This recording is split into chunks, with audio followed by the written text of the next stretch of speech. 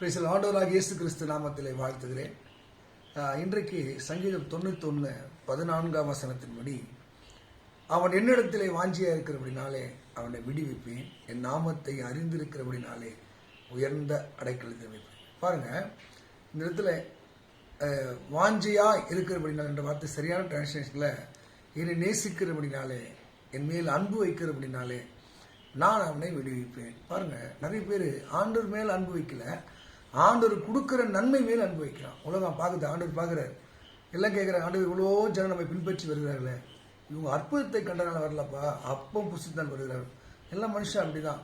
கடவுள் எதனா கொடுப்பாரா, எதனா செய்வாரா, அதிகாலை தேடுறோமே, ராத்திரியில தேடுறோமே, நடந்து போகிறோமே, முட்டி போட்டுக்கிட்டு போகிறோமே. இந்த மனுஷன் எதையாகிலும் இறைவனிடத்தில் பெறலான்னு ஓடிக்கொண்டிருக்கிறான். ஆனால் இறைவன் யாரை தேடுகிறார் என்றால், அவர் நேசிக்கிறவனை தேடுகிறார். அவன் என்னிடத்திலே வாஞ்சியா இருக்கிறபடினாலே நான் அவனை விடுவிப்பேன். அப்படின்னா என்னை அவன் நேசிக்கிறபடினாலே நான் அவனை விடுவிப்பேன். இன்னைக்கு உண்மையாய் நேசிக்கிறவனையும் நேசிக்க அவனுக்கு தெரியுமா? மல்கியா 3:18 சொல்கிறது, ஊழிய செய்கிறவனுக்கும் செய்யாதவனுக்கும் நீதிமானுக்கும் அநீதிமானுக்கும் அவர் வித்தியாசத்தை அவர் அறிந்திருக்கிறார், வித்தியாசத்தை காட்டக்கூடியவராக இருக்கிறார். அதுதான் சங்கீதக்காரன் 18ஆம் சங்கீதத்தில் முதல்வர் சொல்கிறார், என் பலனாகிய கர்த்தாவே, நீதான் என் பலன், நீதான் என் ஆரோக்கியம், நீதான் எல்லாமே, என் பலனாகிய கர்த்தாவே உண்மையிலே நான் அன்பு கூறுகிறேன். ஆண்டவரை நேசித்து பாருங்க, உண்மையா நேசித்து பாருங்க. அதுக்கு அழகான ஒரு உதாரணம் யோபு தான். யோபு எந்த அளவுக்கு இறைவன் நேசிக்கிறான் பாருங்க. நமக்கு நிறைய சர்ச்சஸ் இருக்கு, போதிக்கிற ஆட்கள் இருக்கிறாங்க, கையில வேதம் இருக்கு. ஆனால் ஆபிரகாம் காலத்தில் வாழ்ந்த அந்த யோபு ஆண்டவருடைய அந்த மேல அப்பழுக்கற்ற அன்புங்க. கர்த்தர் கொடுத்தார், கர்த்தர் எடுத்தார், கர்த்தர் நாமத்திற்கு ஸ்தோத்திரம், கர்த்தர் கையில் நன்மை பெற்ற நாம் தீமை பெறக்கூடாதா, இப்படி அவர் மேல ஆழமான ஒரு அன்பு தான் அந்த யோபுக்கு 9 மாதத்திலே அத்தனை சிறையிருப்பு மாறி போனது. இன்னும் அதிகபட்சமாய், ஆண்டவரே நீர் என்னை கொன்று போட்டாலும் அவங்க நம்பிக்கையா இருப்பேன். பாருங்க, எவ்வளவு அன்பு பாருங்க. தேவரின் சகலத்தை செய்ய வல்லவனை செய்ய நினைத்தது தன்னை இன்னும் மேல சொல்றாரு, எனக்கு குறித்ததை நீ நிறைவேற்றி முடிப்பீர் என்று சொல்லி. அருமையானவர்களே, நம்ம நேசிக்கிற ஒரு ஆள்கிட்ட நல்லா பழகுறோம், ஒரு சின்ன விஷயம் பிடிக்கலன்னா அவங்கள பத்தி தப்பா பேசுறோம், அந்த அன்பை முறிக்கிறோம். ஆனா இறைவன் பாருங்க, நம்ம மனுஷன் அவர் அன்பு செலுத்துறார். கடவுளுடைய அன்புக்கு பேரு அகப்பே, நிபந்தனை இல்லாத அன்கண்டிஷனல் லவ்.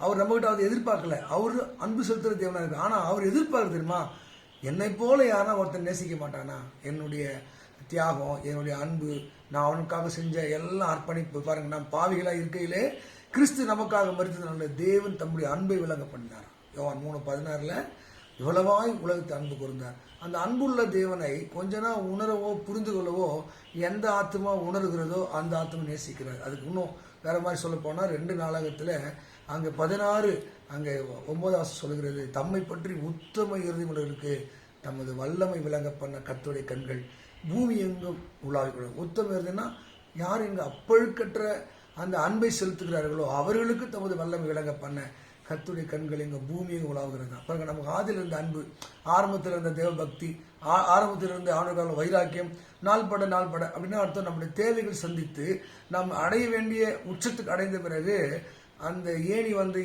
ஏணியாக ஆண்டவரை மறந்து போகும். அதான் கேட்கிறாரு வெளிப்படுத்து 2ஆம் அதிகாரத்துல 4-5 வாசி பார்த்தா, ஆதியில கொண்டு அன்பை விட்டாய், உன் பேர் எனக்கு ஒரு குறை இருக்கிறதுன்னு சொன்னார். அருமையானவர்களே, ஆதி அன்பு அங்க சொல்கிறது. எரேமியார் 2:2 வாசிக்கும் போது, இள வயதின் பக்தி நான் அறிந்திருக்கிறேன். அப்ப இள வயதின் பக்தி, ஆரம்பத்துல இருந்து அந்த பக்தி இப்பவும் இருக்கணும். கர்த்தர் எதிர்பார்க்கிறார். அவன் என்னை நேசிக்கிறபடியால், என் மேல அன்பு வைத்தபடியால், என் மேல வாஞ்சியா இருக்கிறபடியால், அவன் எந்த நிலைமையில இருந்தாலும் நான் அவனை விடுவிப்பேன். நீங்க தானியேல் புத்தகத்தில் 3:16-17 படிச்சு பார்த்தீங்கன்னா, சாத்ராக், மேஷக், ஆபேத்நேகோ ஒரு பெரிய பதவியில் இருக்கிறாங்க. அவங்க இந்த ஃபாரோனுடைய அந்த அரசனுடைய அதிகாரங்கள்லாம் அவனுக்கு தெரியும். ஆனால் தெரிஞ்ச போது கடல் மேலே அன்பு, அவரை நாங்கள் ஆராதிக்கிற, நாங்கள் வழிபடுகிற தேவன் எங்களை தப்பிவிக்க வல்லவராக இருக்கிறார். ஒருவேளை அவர் தப்பிவிக்காமல் போனாலும் நாங்கள் என்ன பண்ணுவோம், நீ நிறுத்தின பொதுசலையே வழங்க மாட்டோம். அந்த இறைவன் மேலே அன்புக்கு அவங்க தன் உயிரையே கொடுக்க அவங்க ஒப்பு கொடுத்தாரு. நம்ம எதனா ஆண்டுக்காக தியாகம் பண்ணிக்காம பாருங்க, ஒரு டைம் தியாகம் பண்ணல, நமக்கு உண்டான நேரத்தை கூட இறைவன் கொடுக்கல. ஆனால் தான் சொல்றாரு, அவன் என்னிடத்திலே வாஞ்சியா என்னை நேசிக்கிறபடினாலே நான் அவனை விடுவிப்பேன். தேவ மக்களை, இறைவனை உண்மையா நேசிப்போம்.